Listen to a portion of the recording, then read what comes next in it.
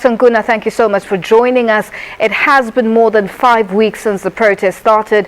What has changed? Why have you called it off? I didn't get the question very well, ma'am. Can you phrase it again? Dr. Nkuna, it has been more than 5 weeks since the protest. Now, what has changed since then, and why have you called the protest off? Yes, good evening to your listeners.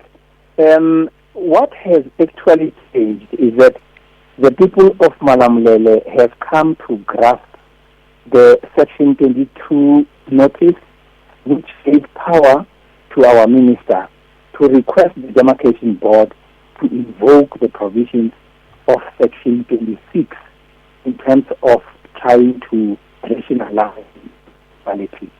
Now, this matter was presented to a meeting of stakeholders and explained very well. And once they had grasped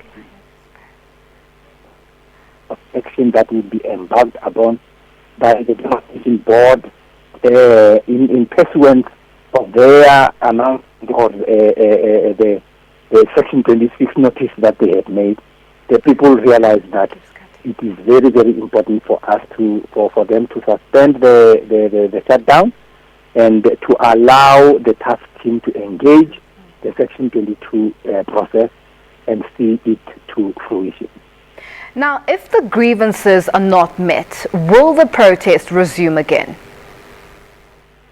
The position is that we are supposed to make a presentation of another determination which is going to improve on the one that we presented, which was said not to be viable. And in view of the disestablishment of Mutare municipality, it is very, very doubtful that we could present a submission that would not succeed. In other words, the view of the people and the confidence that we have as a task team in terms of putting together a compelling case is so strong that we feel that eventuality is not going to be reached. In other words, we are positive that we should be able to come up with a municipality that would be seen to be viable and satisfying the needs of the demarcation board.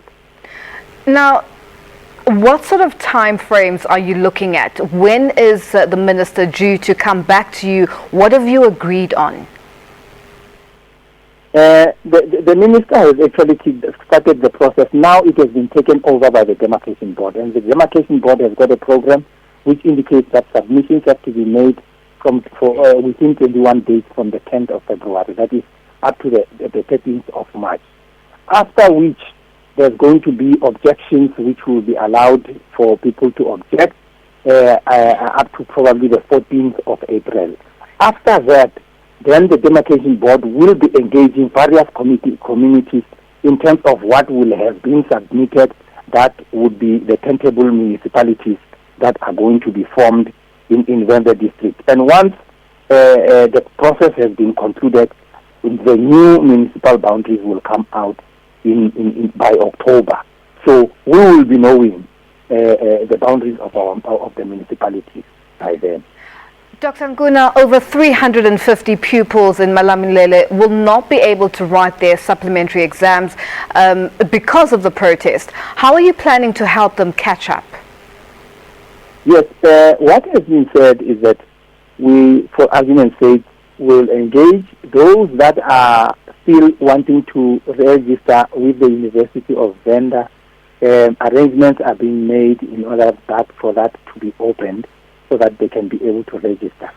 It's a pity for those that were supposed to write their supplementary exams because apparently that program starts this week.